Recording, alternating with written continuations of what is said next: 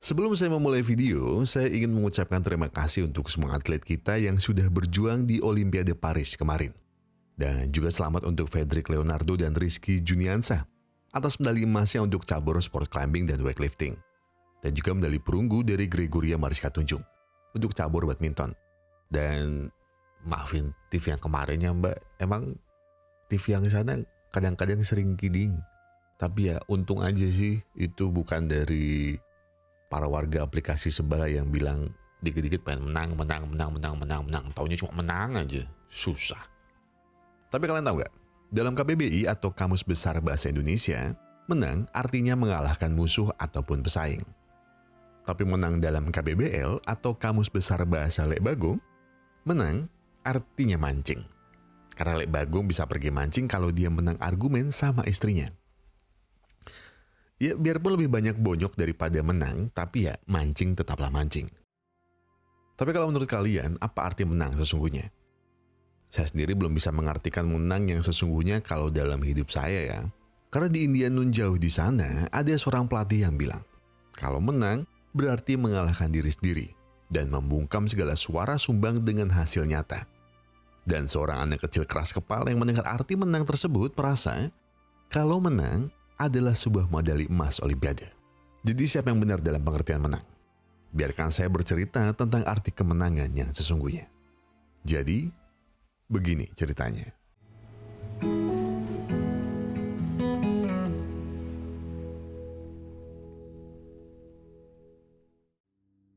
Di sebuah pelosok desa di India pada tahun 1952, para warga terlihat merayakan kedatangan seorang atlet yang berhasil meraih medali perunggu di Olimpiade Helsinki pada tahun yang sama. KD Jadhav, seorang atlet gulat yang berhasil mengharumkan nama India sejak kemerdekaan India pada tahun 1947. Dia menjadi salah satu atlet yang meraih medali pada waktu itu. Sambutan lebih dari 10.000 orang membuat mata seorang anak kecil bernama Murli terbelalak kagum. Sambil digendong sang kakak, Murli melihat Jadhav bak pahlawan yang pulang dari medan perang dengan membawa kemenangan sejati. Momen ini akan terus menancap di ingatan Murli sebagai tonggak awal dari mimpinya, yaitu menjadi seorang atlet yang bisa membawa harum negaranya di kancah dunia dan pulang membawa sebuah medali, pencapaian tertinggi manusia dalam bidang olahraga. Setidaknya itu yang ada di kepala Murli, karena ketika Murli mengatakan cita-citanya menjadi seorang atlet peraih medali, yang ada Murli malah mendapat tertawaan dari teman sekelasnya dan juga gurunya.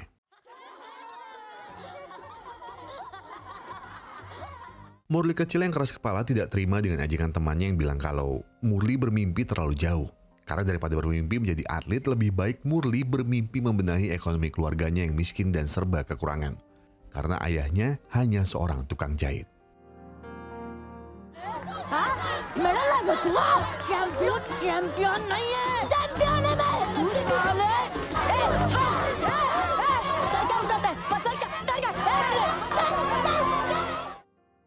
Beruntung sang kakak berhasil menarik Murli dari perkelahian itu. Karena jika Murli berbuat nekat, keluarga mereka bisa kena imbasnya juga. Karena anak yang mengejek Murli adalah seorang anak sultan dari desa sebelah. Murli terus saja merengek. Kalau apakah salah jika dia ingin menjadi pemenang? Apakah salah terlahir di keluarga miskin dan bermimpi menjadi pemenang? Aku tidak suka dikatai pecundang. Aku adalah pemenang. Sang kakak yang melihat adiknya ngeyel seperti itu bilang, kalau Murli memang ingin menjadi seorang pemenang, dia seharusnya belajar dari seorang pemenang. Dan salah satu jalan Murli menjadi seorang pemenang adalah gulat. Jadi memohonlah pada Pak Ganpat, kalau kau memang ingin menjadi seorang pemenang. Ganpat काका मुझे अपना पट्टू बना लो मुझे आप जो बोलो मैं करूंगा बस मुझे अपनी तालीम में ले लो. Tapi tanggapan dari orang-orang dan juga Pak Ganpat tidak jauh beda. Dia ditertawai oleh mereka ketika bilang kalau dia ingin berlatih dan memenangkan medali di Olimpiade. Melihat keras kepala Murli, Pak Ganpat bertanya, kenapa dia ingin sekali memenangkan medali? Dengan polos Murli menjawab kalau sebuah medali menghasilkan rasa hormat. Mendengar itu, Pak Ganpat bilang, kalau memang itu keinginan Murli, berarti medali yang harus Murli dapat adalah medali emas. Medali tertinggi yang hanya dihadiahkan pada pemenang sejati. Dan jalan menuju ke sana tidaklah mudah, anak muda.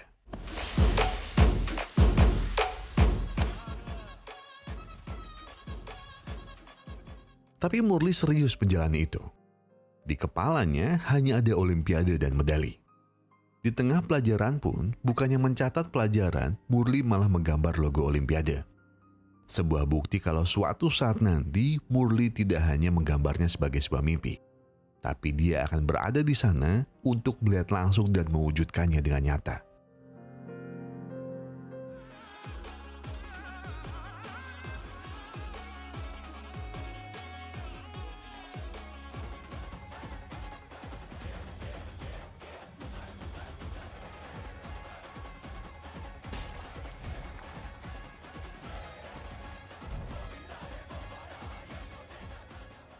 Tapi ketika mimpimu luar biasa, jalan yang dilalui pasti juga tidak biasa. Murli yang sudah 9 tahun berlatih mendapat kesempatan untuk menunjukkan skill gulatnya di sebuah gulat tarkam. Dan lawannya nanti adalah teman masa sekolahnya dulu yang pernah mengejeknya juara pecundang.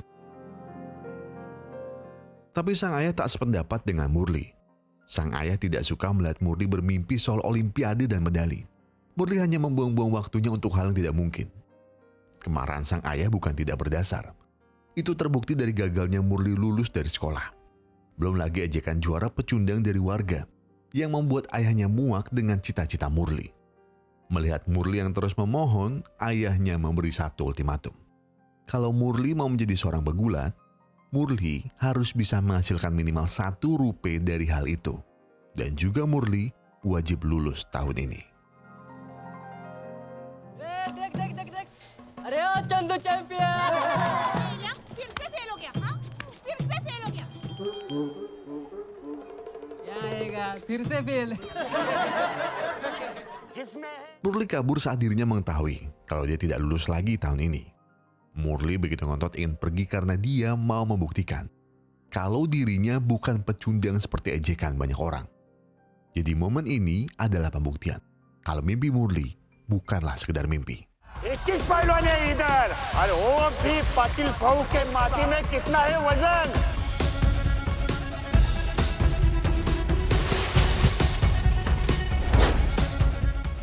Para penonton tertawa melihat aksi Murli yang hanya menghindar dan terus menghindar. Ejekan juara pecundang pun semakin lantang di telinga Murli. Sampai saat seorang penonton melempar 1 rupiah sambil berkata, kalau siapapun yang menang dari pertandingan ini akan mendapat uang yang mereka lempar. Di sanalah Murli melihat kesempatan untuk membuktikan ke ayahnya kalau dia bisa menghasilkan lebih dari 1 rupiah.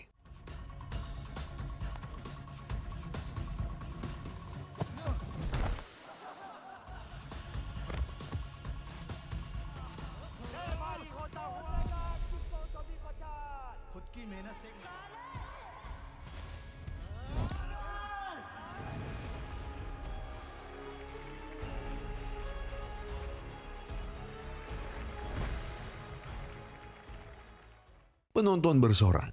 Mereka kaget melihat kelihayan Murli dalam bergulat. Namun tidak dengan pihak yang kalah. Yang Murli kalahkan adalah anak dari Sultan desa sebelah. Dia tidak terima kenapa Pak Ganpat mengirim seorang pegulat pro untuk anaknya yang pegulat pemula. Pak Ganpat juga tidak terima karena Murli memanglah pemula yang bahkan belum dia ajarkan gulat sama sekali. Murli hanya belajar dari melihat. Belum lagi, bukankah kau sendiri yang meminta pemainku untuk sengaja kalah agar anakmu terlihat hebat?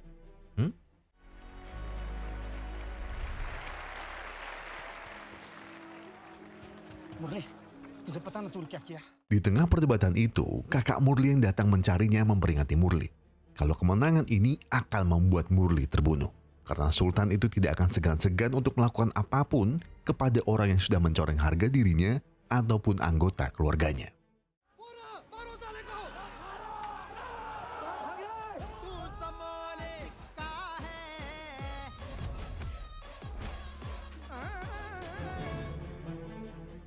Murli berlari dan bahkan sampai berenang menyeberangi sungai. Sampai saat ada kereta lewat, Murli berusaha naik ke kereta itu. Dan akhirnya, sebuah tangan muncul untuk membantu Murli naik.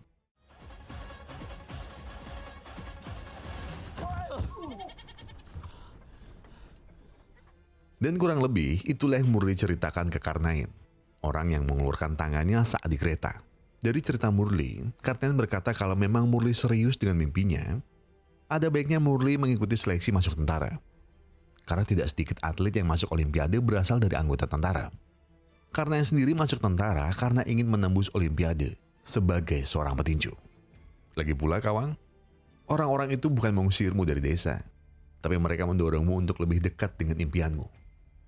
Jadi karena kau sudah terlanjur tenggelam, kenapa tidak mencoba berenang sekalian? Dan perkataan Karnain ada benarnya. Para orang-orang yang mengusir Murli memang makin mendekatkan dirinya dengan mimpinya. Kejadian kemarin adalah pelajaran besar bagi Murli, bahwa hidup tidak pernah lepas dari rintangan. Hadapi itu, karena keberuntungan hanya milik orang yang berani. तुम सब लोगों का सिलेक्शन हो चुका है। कल तुम्हें ईएमई सिकंदराबाद फौज की ट्रेनिंग शुरू हो जाएगी।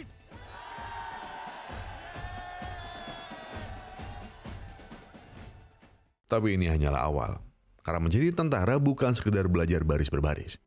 Kedisiplinan nomor 1, keseragaman adalah hal wajib.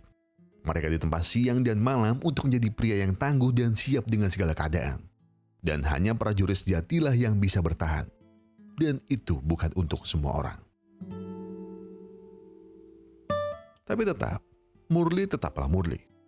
Dia tetap dengan mimpinya yang setinggi langit, menjadi peraih medali emas di Olimpiade. Dan hal itu tentu saja tetap menjadi tertawaan banyak orang. Karnain sempat membelanya, karena apa yang salah dari bermimpi? Perdebatan itu berubah menjadi perkelahian. Sampai tiba-tiba,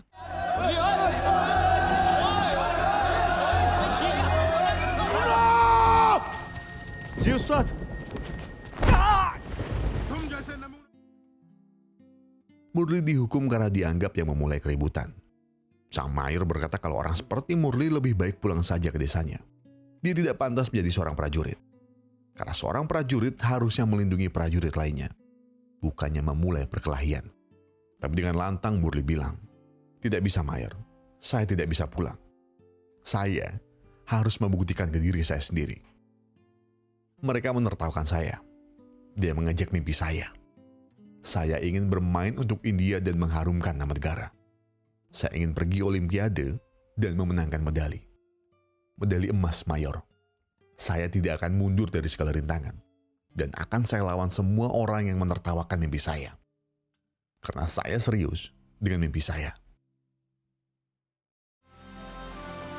लेकिन पहलवानों के लायक एक और खेल है। सुबह 6 बजे मिलो। Dan olahraga yang sang Mayor maksud adalah tinju. Namun sama halnya seperti saat dulu pertama kali dia ingin bergulat. Sang pelatih, Coach Tiger Ali, berkata kalau orang seperti Murli tidak akan punya kesempatan. Jadi ada baiknya Murli fokus saja menjadi tentara. Coach Ali juga bilang, kalau tinju bukanlah olahraga yang bisa dipelajari dalam semalam.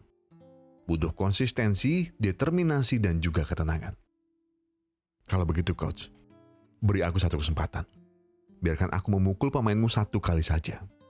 Kalau aku gagal, aku siap kembali ke desa. Tapi kalau aku berhasil, tolong jadikan aku muridmu. चल ठीक है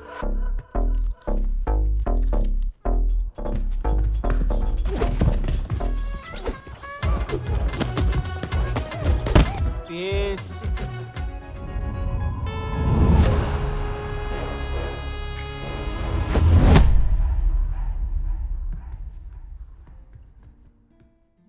Dan benar, Murli serius dengan mimpinya. Dia berlatih, dan berlatih. Dia kerahkan semua tenaga dan pikirannya untuk tinju. Murli, si anak kampung yang kerap dihina juara pecundang, kini berubah menjadi seorang petinju paling menjanjikan di seluruh jajaran militer India.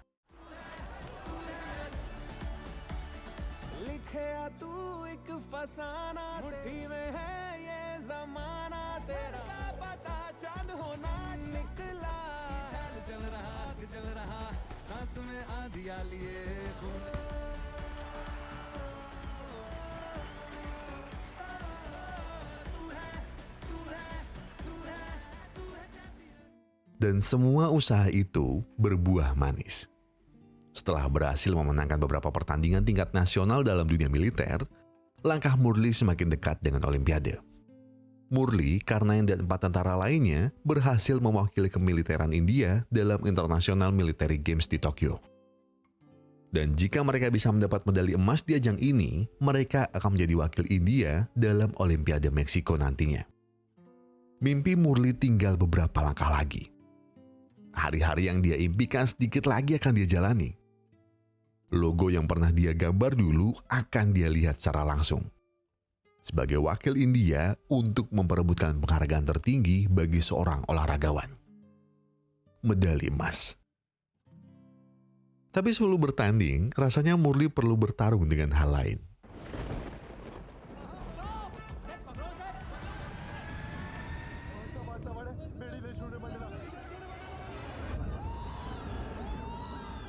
Ya, tidak semua orang sempurna.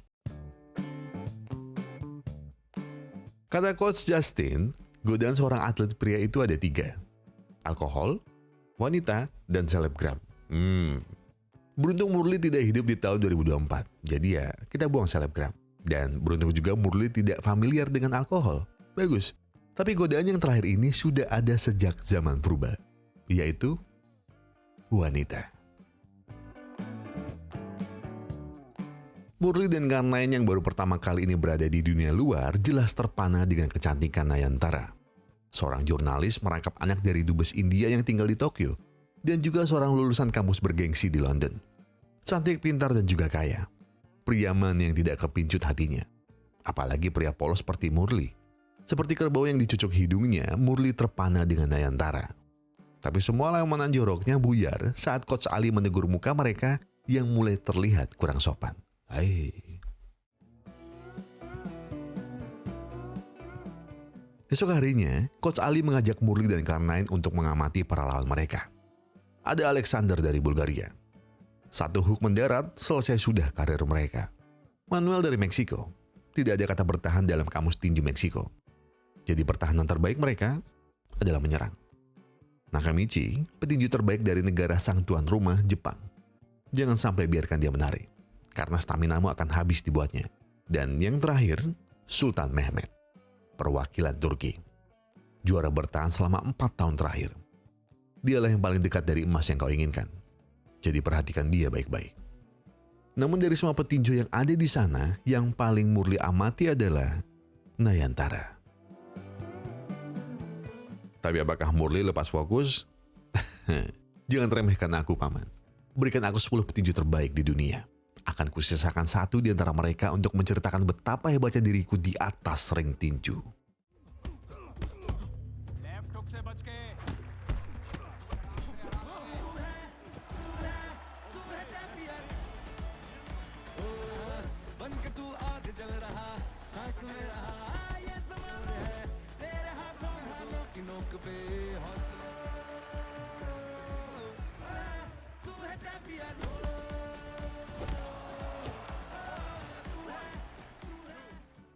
Murli dan Karnain sama-sama mendapat kemenangan beruntun di atas ring. Tapi kemenangan KO berturut-turut Murli ini jelas membuat dirinya menjadi headline di koran khusus olahraga. Label Wonder Boy diberikan kepada Murli atas performa luar biasanya di atas ring. Nayantara pun memberikan selamat dan mengucapkan kalau Murli bisa terus menang KO, namanya akan tersebar luas di seluruh India. Mendengar itu, Murli cuma bisa senyum-senyum pengen. Namun perjalanan Karnain di atas ring tinju harus berakhir KO di tangan juara bertahan 4 tahun berturut-turut, Sultan Mehmet.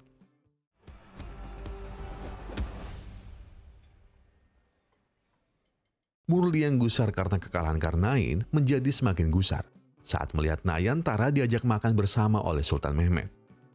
Hatinya panas. Dia merasa kalau dirinya pun pantas makan di meja yang sama seperti Sultan. Karena dia juga menang berturut-turut. Namun niat hati ingin memukau Nayantara, justru yang ada mereka hanya mempermalukan diri mereka sendiri.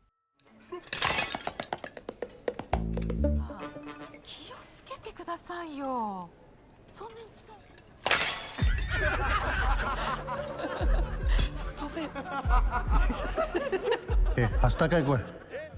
Tertawaan Sultan Mehmet jelas membuat Murli naik pitam. Di pertandingan semifinal melawan Sultan Mehmet, Murli berniat menghabisi Sultan Mehmet dengan sekali pukul untuk membuat Nayantara berpaling padanya. Tapi rasanya Murli lupa kalau tinju memerlukan kepala yang dingin.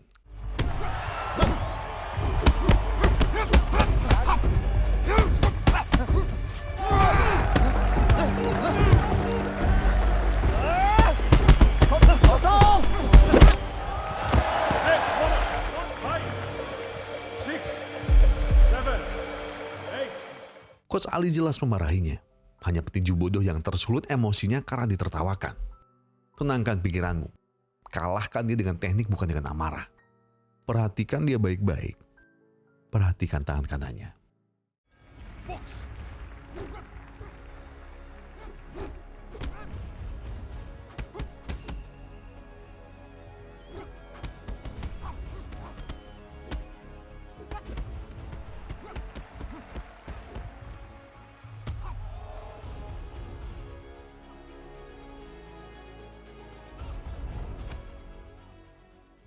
Seusai pertandingan, jelas Murli menjadi rebutan para reporter, tak terkecuali Nayantara.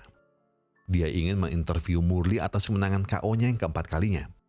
Namun Coach Ali menolak, karena Murli punya pertandingan lain untuk diamati. Tapi Karnain dan juga Murli memohon untuk bisa diinterview. Karena ini kesempatan sekali seumur hidup, mereka bisa masuk TV. Dan, iya, akhirnya Coach Ali pun luluh. Tapi dengan satu syarat. Dia meminta Murli kembali sebelum jam 6. Karena lawan berikutnya bukan lawan sembarangan. Tapi rasanya keputusan untuk interview adalah kesalahan besar. Mereka berdua terbata-bata karena ternyata interview itu dilakukan dengan bahasa Inggris. Murli tidak lulus sekolah, dan Karnain sekolah setengah-setengah. Kombo pemuda tidak bisa bahasa Inggris ini malah membuat mereka telat datang ke pertandingan yang Coach Ali bilang. Dan Coach Ali kecewa dengan mereka berdua, khususnya Murli. Dia tidak hanya mengingkari janjinya, tapi juga mengingkari impiannya. Dia lebih memilih bertemu jurnalis itu daripada fokus dengan pertandingan. Ini nasihat terakhirku. Jangan biarkan satu detik pun lepas dari lawanmu. Petinju Uganda itu unggul dari segala hal ketimbang dirimu. Jadi fokuslah, Wonderboy.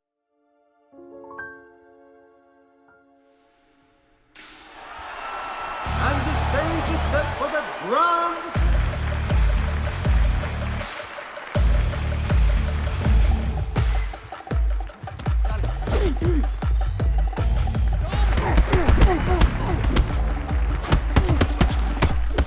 Sebenarnya Murli sempat unggul di babak awal.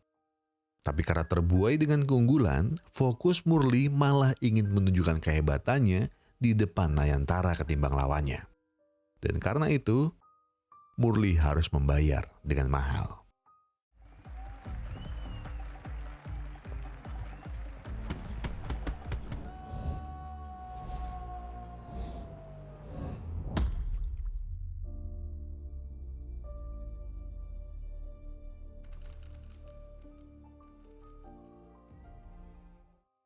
Pupus sudah kemenangan di depan mata. Pupus sudah soal medali emas.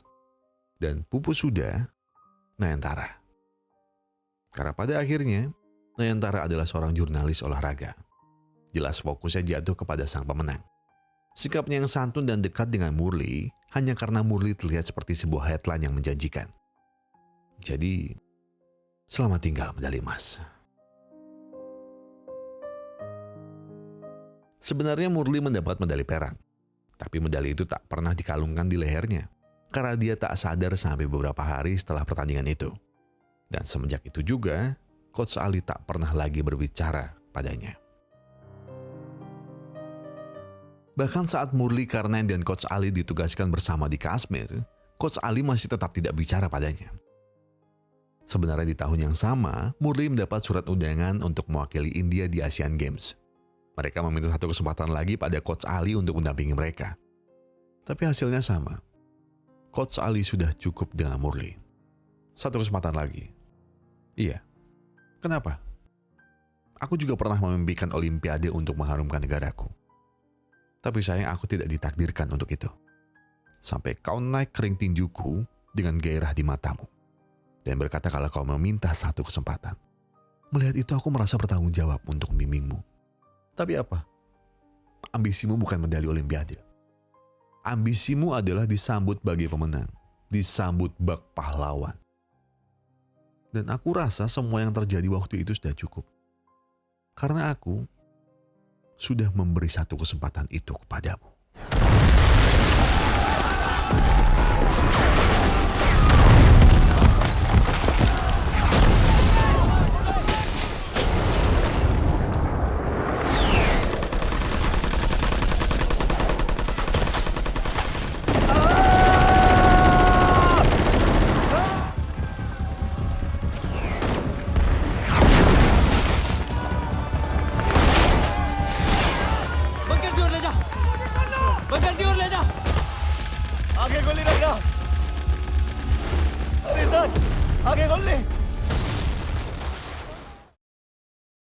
Kashmir, 1965.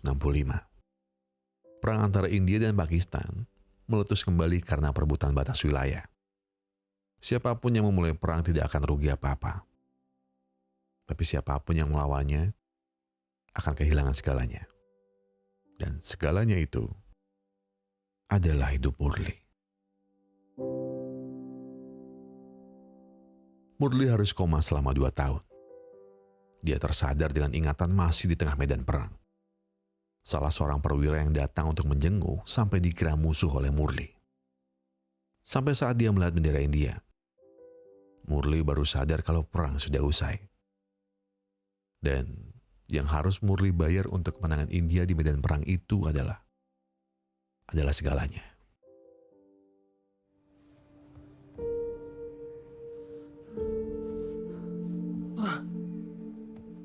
क्या केस है? ये गोली निकालना ही सबसे मुश्किल ऑपरेशन है। Murli harus kehilangan Karnain karena serangan itu. Kabar Coach Ali sendiri tidak dia ketahui. Sementara Murli lumpuh setengah badannya. 9 peluru bersarang di badannya. Dan salah satunya mengenai tulang belakang. Para dokter tak bisa mengoperasinya.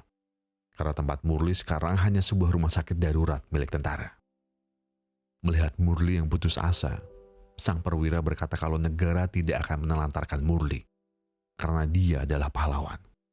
Maka dari itu, Murli akan dikirim ke rumah sakit terbaik di India untuk menjalani operasi pengangkatan peluru yang masih bersarang di tubuhnya.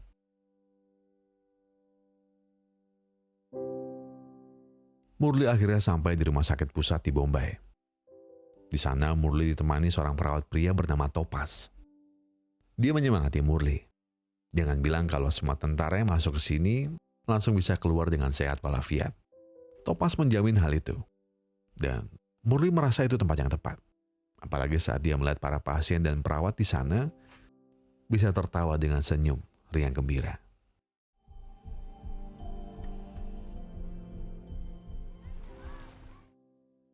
Perasaan bahagia Murli bertambah saat dirinya tersadar dan melihat kakak, ayah, dan sang ibu datang ke sana. Mereka semua bisa tahu saat pihak militer mengabari soal Murli yang akan mendapat operasi besar untuk pemulihan kakinya. Dan entah sudah berapa tahun Murli tidak melihat mereka, khususnya sang ibu. Murli yang menangis haru pun bangun untuk memeluk sang ibu. Tapi dia merasa ada yang salah. Doctor साहब वो गोली बरोबर निकाला ना? Dokter meminta maaf. Mereka berkata kalau peluru yang bersarang di tulang belakang Murli terlalu dalam untuk diambil. Dan sudah merusak sebagian besar di sekitarnya. Jadi jika mereka mengambilnya, Murli tidak akan hanya kehilangan kakinya, tapi seluruh tubuhnya dari leher ke bawah. मेरे पास सब ठीक हो जाएगा हाँ? समझा ना तू अरे तू रड़ो ना चिंता मत कर. Namun, ada orang yang tidak setuju dengan kepulangan Murli. Sang kakak berkata kalau ada baiknya Murli jangan pulang ke rumah. Bukan Murli. Bukan karena aku membencimu karena kau pergi dari rumah. Aku dan ayah harus kerja seharian di toko. Ibu sudah tua. Dan belum lagi soal masalah uang. Sedangkan kau di sini mempunyai segalanya. Tempat yang indah, perawat yang baik, bahkan dokter akan selalu siap jika ada apa-apa.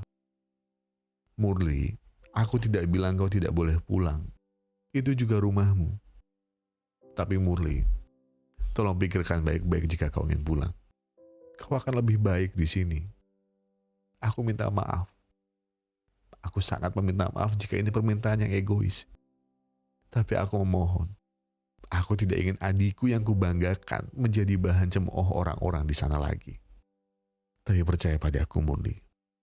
Kau selalu jadi seorang juara di hatiku. Maafkan aku.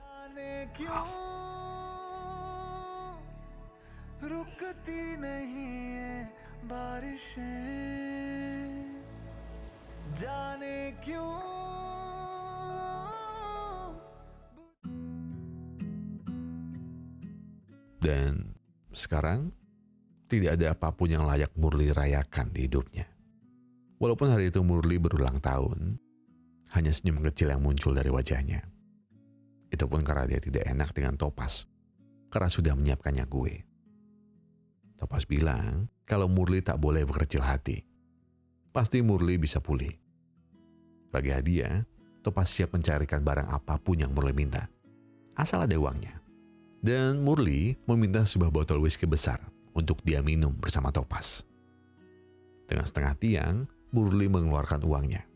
Dia bilang, akhir-akhir ini aku sedang tidak akur dengan Tuhan. Jadi bawa uang ini ke tempat lotre. Taruhkan uang ini di atas angka yang berapapun bandar bilang kepadamu. Sudah cepat, bawa uang ini. Topaz sedikit kaget karena Murli mempertaruhkan semua uang pesangonnya untuk lotre. Belum lagi angka yang Murli minta taruhkan adalah 1, 2, 3. Angka yang dianggap angka keramat yang hanya bisa keluar beberapa dekade sekali.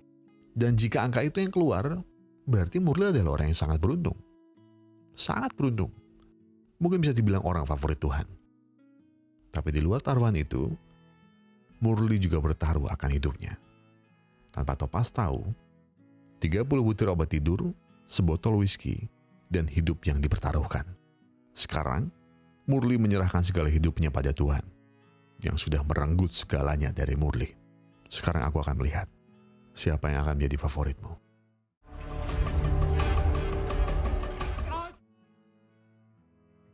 Dan malam itu tak pernah lebih baik dari malam-malam sebelumnya. Angka taruhan Murli keluar sebagai pemenang.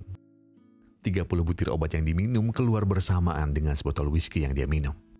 Dan yang lebih mengejutkan, Murli merasa dia ingin kencing. Topaz bersorak. Rasa ingin buang air ini justru menjadi berkah yang paling besar. Karena menurut vonis dokter, Murli tidak akan bisa merasakan apapun dari pinggang ke bawah. Bahkan kontrol kandung kemih pun tidak bakal ada. Tapi sekarang, dia bisa merasakannya.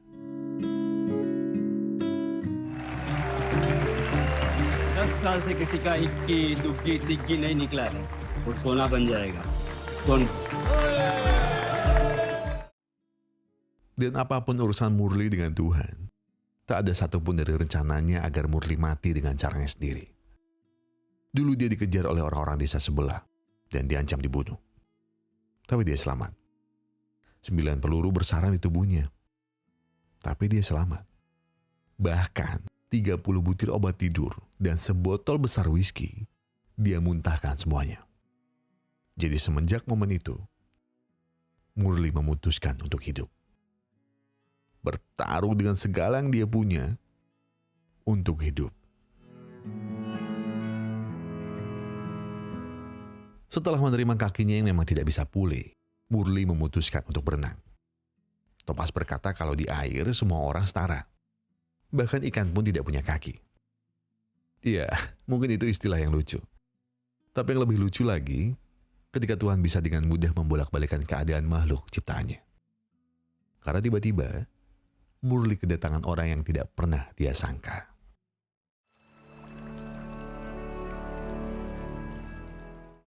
Di sana Murli dan Coach Ali saling bertukar kisah.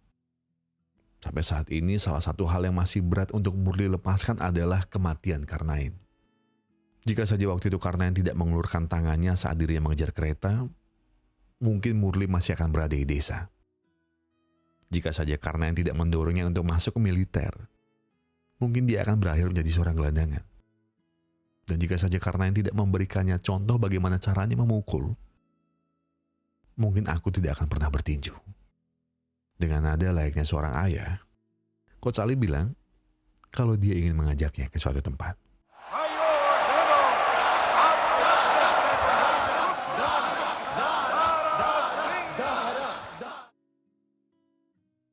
Ternyata Coach Ali membawa Murli untuk menonton pertandingan dari pegulat favorit Murli.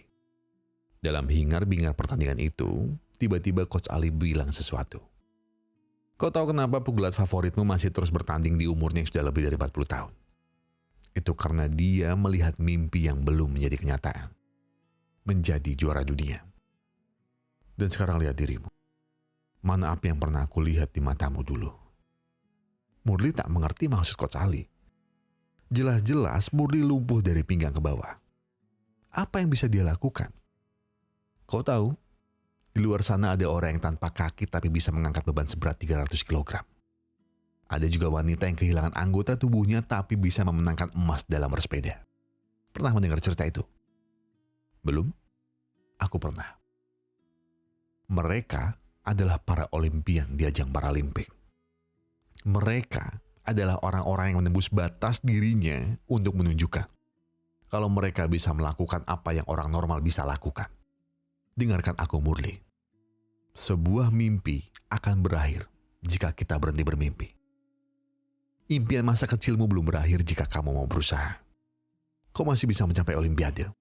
Sekarang perhatikan baik-baik pegulat favoritmu itu. Seorang juara bisa terjatuh, tapi mereka tidak akan pernah berhenti.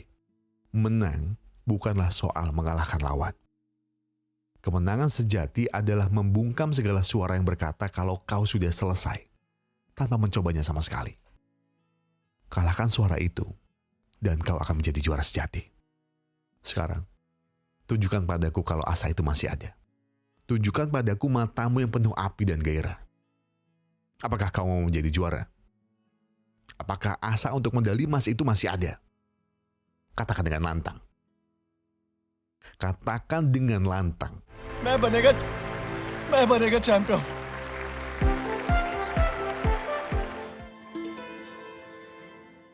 Dan sekarang, kita mendapat jawabannya dari apa itu arti menang sesungguhnya. Kemenangan hanya milik orang-orang yang mau berusaha. Milik orang yang mau membungkam suara-suara sumbang dalam dirinya. Milik orang yang mau mencoba sekali lagi, dan sekali lagi.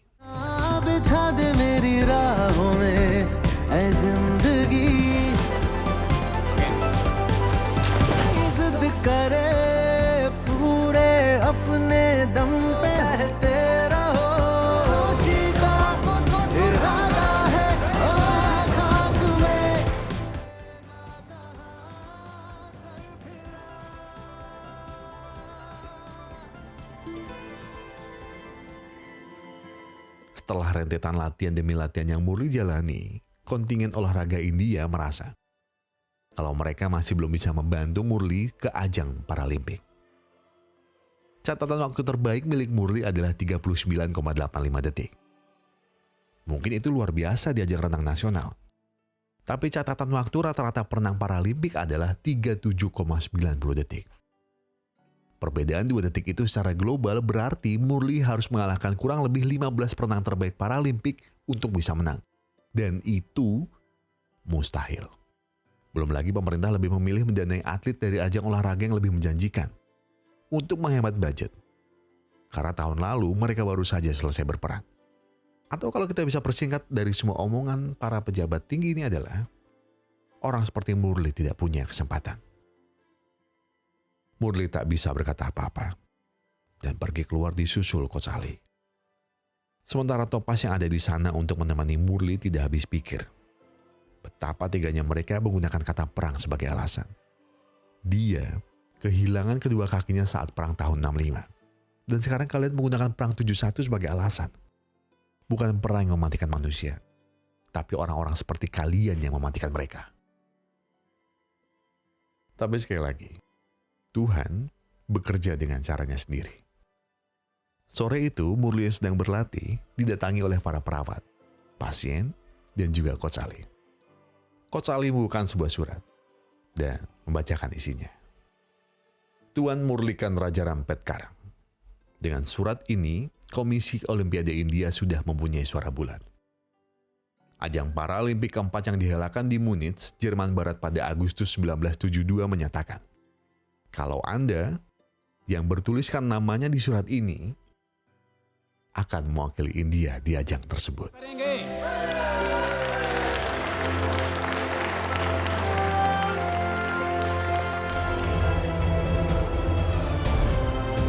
Sekarang, Murli benar-benar selangkah lagi dari impiannya.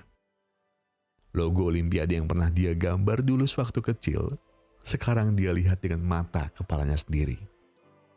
Rangkaian mimpi yang dulu selalu ditertawai oleh orang-orang, sekarang bisa dia buktikan dengan hasil nyata. Dan medali emas sedikit lagi dapat diraihnya.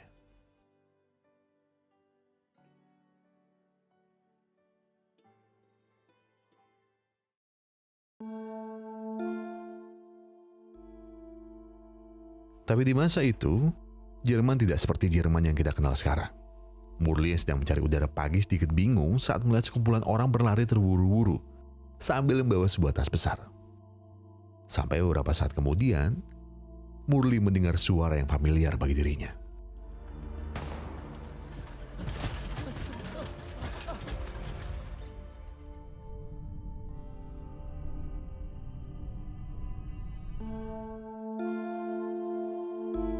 Murli yang sudah tersadar kaget saat melihat kerumunan polisi di asrama tempatnya menginap.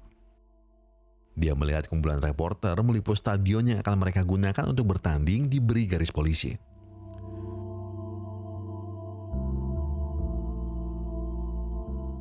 Olimpiade 1972 di Munich terkenal dengan nama Black September. 2 orang atlet tewas dan 9 lainnya dijadikan sandera. Peristiwa itu tidak hanya merenggut nyawa, tapi juga merenggut mimpi banyak orang, termasuk Murli. Karena kejadian itulah, semua ajang olahraga Olimpiade harus dihentikan sampai waktu yang tidak bisa ditentukan.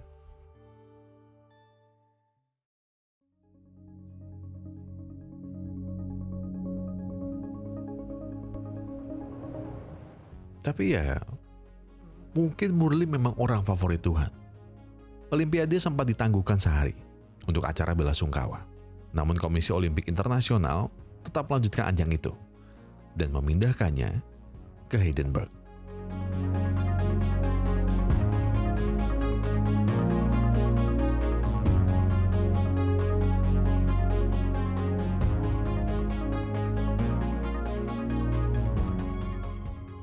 Dan sekarang saatnya Murli membuktikan kalau mimpinya bisa menjadi nyata. Murli minimal harus berada di urutan 4 jika ingin melaju ke babak selanjutnya. Namun pesaingnya adalah para perenang terbaik di dunia. Tapi sekarang dia tidak punya waktu untuk itu. Dia tidak punya waktu untuk berpikir hal yang tidak penting. Karena harus ada yang dia buktikan saat ini.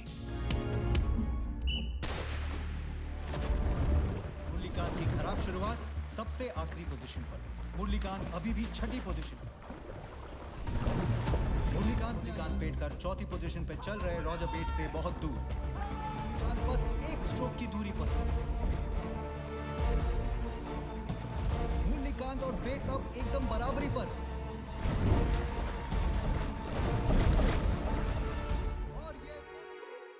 Urutan 1, 2, dan 3 sudah tertera.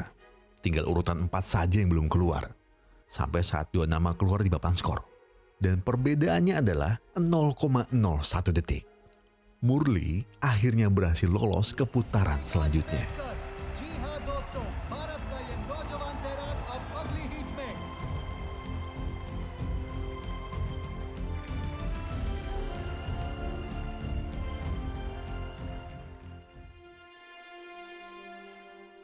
Kali ini Murli mempunyai posisi start yang lebih baik. Namun lawannya lagi-lagi bukan para perenang sembarangan. Dengan posisi start yang lebih baik, Murli bisa langsung merangsak ke posisi 4. Namun di babak ini, hanya akan ada 3 peserta yang lolos ke babak final. Murli terus mengayuh tangannya tanpa melihat pesaingnya berada di mana. Fokusnya hanya satu, dia harus lebih cepat dari peserta lainnya. Namun tiba-tiba,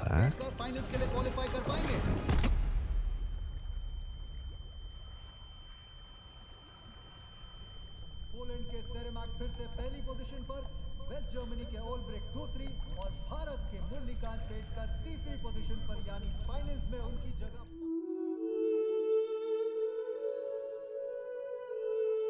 Esok paginya, Coach Ali terbangun dan menyuruh Murli segera bersiap. Tapi berkali-kali Murli dibangunkan, tidak ada tanda-tanda Murli sadar. Sampai saat Coach Ali menyemprotkan air ke wajahnya, Murli baru tersadar. Coach Ali kaget saat tahu ada noda darah di bantalnya. Ternyata darah itu berasal dari luka Murli pasca perang yang terbuka kembali saat jatuh dari tangga dan juga menabrak sisi kolam. Dan Murli tidak segera bangun bukan karena kelelahan, tapi dia tidak sadarkan diri semalaman. Coach Ali langsung ingin bawa Murli ke dokter. Tapi Murli menahannya. Dia bilang kalau dia ke dokter, mereka pasti tidak memperbolehkannya bermain. Tapi Coach Ali khawatir. Karena jika terjadi satu benturan lagi, Murli bisa mati. Aku tidak akan mati, Pak. Jika kembali berenang mungkin aku akan mati. Tapi jika aku tidak berenang dengan seluruh kekuatanku, aku pasti akan mati.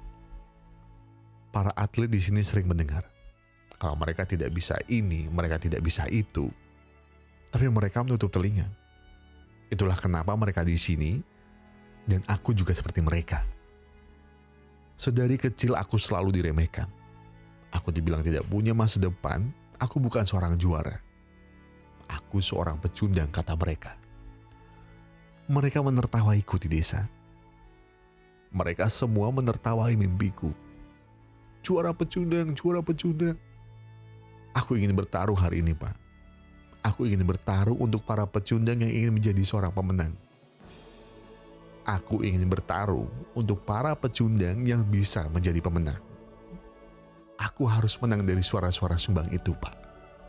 Aku harus menang.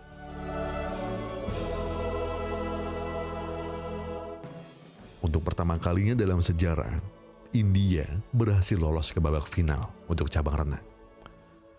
Dan orang yang bawa nama India itu adalah Murlikan Rajarampetkar. Berawal dari anak kecil yang diremehkan mimpinya, diusir dari desanya, kehilangan sahabat karibnya, ditembus 9 peluru tubuhnya, dipaksa tumbang oleh egonya, dan bahkan terpaksa menjauh dari keluarganya. Dan sekarang, semua itu berubah. Semua mata dunia menuju kepadanya. Seorang pemuda kampung yang bercita-cita menembus batas-batas normal seorang manusia. Itu semua bukan demi sebuah kehormatan. Itu semua bukan demi sebuah pujian. Tapi semua hal yang terjadi di hidupnya sampai di titiknya sekarang ini adalah untuk membuktikan kepada dirinya sendiri. Kalau siapapun di dunia ini berhak untuk bermimpi. और ये बार एक नया इतिहास, भारत ने ओलंपिक्स में अपना पहला individual gold medal जीता और उस शख्स का नाम है मुरलीकांत पेटकर। भारतीय स्पोर्ट्स के लिए Murli berhasil memenangkan medali emas pertama kalinya bagi India. Di cabang renang bahkan memecahkan rekor perenang tercepat untuk kategori 50 meter gaya bebas. Dan itu adalah satu-satunya medali yang didapatkan India di ajang Paralimpik pada tahun itu. Bendera India naik tinggi di antara bendera negara lainnya. Mimpi Murli sekarang menjadi hal yang nyata. Dia berhasil sampai di Olimpiade. Dia berhasil membawa emas pulang. Sebuah pencapaian tertinggi manusia dalam bidang olahraga. Yang sekarang bukan hanya ada di kepalanya, tapi melingkar gagah di lehernya.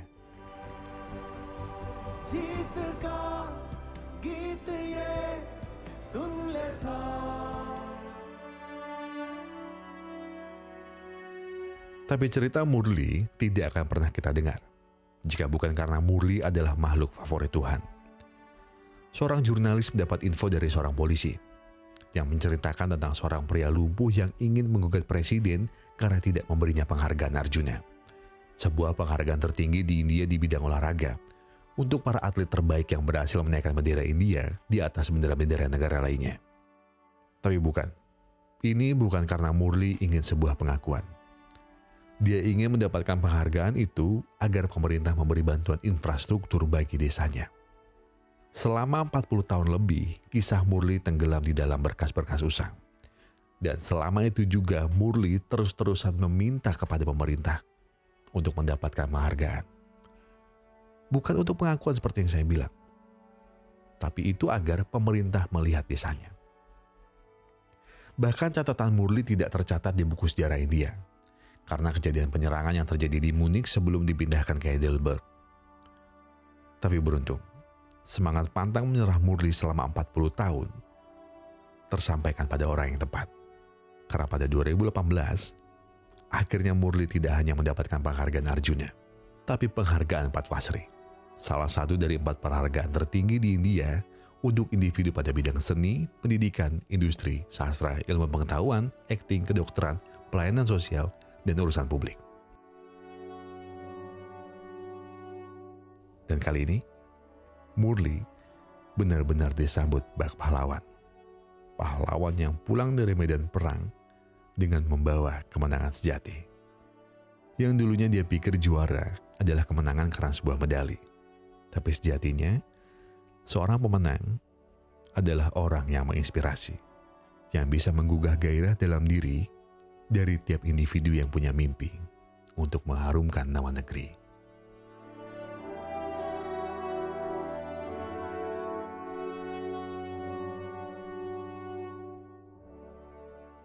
Inspirasi memiliki kekuatan yang luar biasa dalam membangkitkan semangat dan memberikan motivasi dalam hidup kita.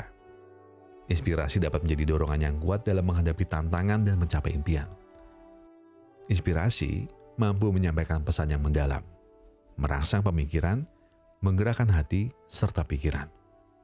Dan Murli membuktikan itu. Mimpinya ditertawakan, usahanya dijatuhkan, tapi mimpinya tidak pernah dia hilangkan. Dan rasanya, saya tidak perlu banyak menjelaskan soal apa pelajaran yang bisa kita dapat dari film ini. Kalian punya kuasa penuh untuk mengartikan mana yang baik untuk kalian. Karena saya cuma akan memberikan sebuah kutipan. Hidup ini singkat.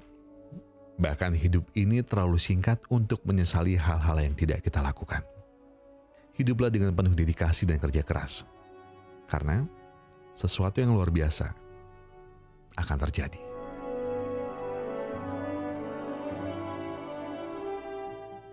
Saya Gogon dan segenap tim Pusreng Epic Glory mengucapkan terima kasih. Terima kasih buat yang sudah menonton video ini sampai habis. Terima kasih buat yang sudah memberikan like. Terima kasih buat yang sudah memberikan komen. Terima kasih buat yang sudah subscribe. Dan juga terima kasih buat yang sudah memencet tombol thanks-nya. Karena apapun yang kalian lakukan untuk channel ini, itu sudah membantu channel ini berkembang ke arah yang lebih baik. Dan sebagai penutup, saya ingin bilang, kalau kalian agak ada masalah dan itu berat banget, yang tenang. Nggak apa-apa, ambil waktu buat diri sendiri. Tarik napas, buang, tenggak kopinya, ambil koreknya, dan sebatin aja dulu. I've seen a lot of change, been through a lot of pain. Some things are not the same as they were a year ago. But all will be okay. I move on each and every day. The past is where it stays. Way back a year ago. I've changed for the better this time. I thought I would never be fine. I strive just to say I'm alright. And for the first time in a long time, I'm alright. I've seen a lot of change, been through a lot of pain. Some things are not the same as they were a year ago. But all will be okay. I move on each and every day. The past is where it stays. Way back a year ago.